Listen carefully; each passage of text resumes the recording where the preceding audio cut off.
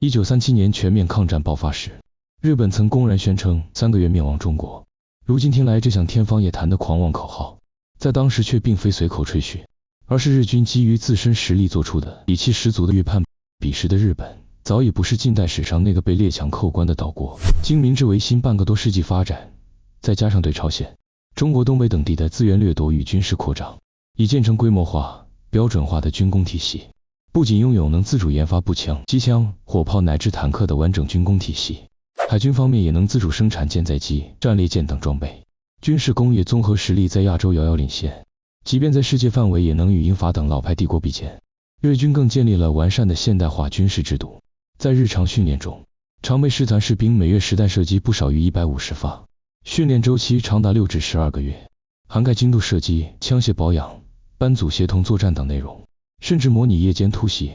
恶劣天气作战等场景，确保士兵适应各类战场环境。作战指挥与后勤保障也高度精细化，师团级单位配备专业参谋团队，能快速制定战术方案。后勤体系建立兵站前线不给点层级网络，保障弹药、粮食、药品及时输送，使日军具备长期野外作战能力。而当时的中国因近代战乱与列强侵略，经济基础极度薄弱，军事领域则差距更悬殊，军队武器多依赖进口或仿制，型号杂乱，被称为万国牌。仅国民党军队就装备德、日、美等10余国枪械，不同枪械弹药无法通用，部分地方部队仍停留在军阀混战时期水平，不少士兵只有大刀、长矛，即便配备枪械，也多为老旧的汉阳造步枪，部分枪身磨损严重，弹药常陷入打一发少一发的困境。正因如此，欧美国家普遍做出悲观预判。英国《泰晤士报》发文称，中国军队缺乏现代化装备与训练，若无外援，最多只能坚持3个月。美国军方评估报告也认为，中国在6个月内或被迫与日本议和。这些判断并非无据，而是当时中日实力差距的真实写照，也印证了日本3个月灭亡中国的计划是基于双方硬实力差距的嚣张预判。如今部分抗日题材影视剧中，日军常被刻画成一窝蜂盲目冲锋的形象，中国军队神枪手一枪一个的情节更是常见，但真实抗战远更残酷。据日本陆军史记载，日军常备师团士兵在150米距离内对移动靶的命中率可达70%以上，而中国国民党军队受限于弹药匮乏，日常训练多为空弹模拟，多数士兵在实战前从未接触过实弹，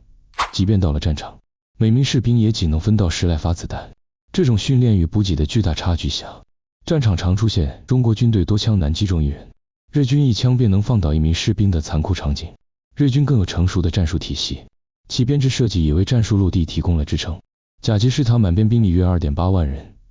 除3个步兵连队外，还配属1个炮兵连队、1个骑兵连队、1个工兵连队及1个辎重兵连队，具备独立完成攻城野战的能力。作战流程高度标准化，先出动侦察机对中国军队阵地进行航空侦察，用相机标注防御工事与火力点，再派轰炸机实施地毯式轰炸，优先摧毁炮兵阵地、通讯站与弹药库，随后炮兵连队进行延伸射击，压制前沿火力，最后步兵在坦克、装甲车掩护下推进，形成空兀炮、坦步协同的立体进攻模式。面对这样的攻势，中国军队手中的步枪、机枪等轻武器无法对日军坦克、装甲车造成有效伤害，只能依靠士兵抱着炸药包、集束手榴弹，冒着炮火冲向敌人的钢铁装备，以血肉之躯抵挡进攻。这种抵抗悲壮而惨烈，也导致正面战场伤亡极为惨重。以1937年8月至11月的淞沪会战为例，这是全面抗战爆发后中日双方规模最大的战役。中国军队先后投入约70余万人，日军最终投入约20余万人。激战3个月后，中国军队虽给日军造成约4万余人伤亡，打破了3个月灭亡中国的计划，却付出了约30余万人的巨大伤亡代价，部队精锐损失殆尽，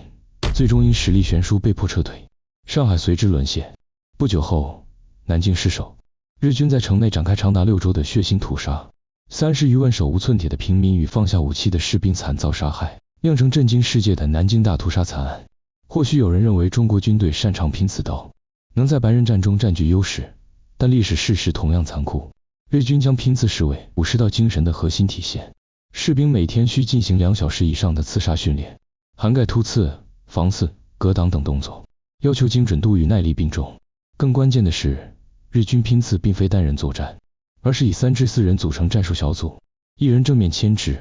，2人从两侧迂回，形成局部以多打少的优势。国民党高级将领李宗仁在《李宗仁回忆录》中曾客观评价日军训练之精细，战斗力之强，堪称当时世界罕见。无论是将官还是士兵，在战术安排与实际操作中，都严格遵循战斗原则，作战部署严密到难以让人找到任何破绽。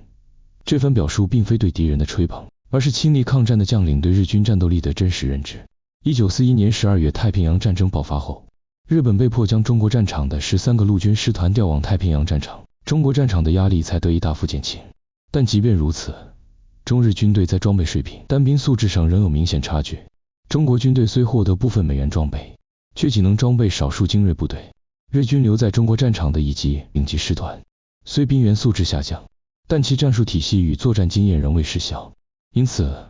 后续的常德会战、衡阳会战等战役中，中国军队仍需付出数倍于日军的伤亡才能取得局部胜利，作战过程依旧异常艰难。二战时期的日军，凭借完善的军工体系、系统化的训练与成熟的战术，是当时亚洲战场战斗力最强的军队之一。中国军民的14年抗战，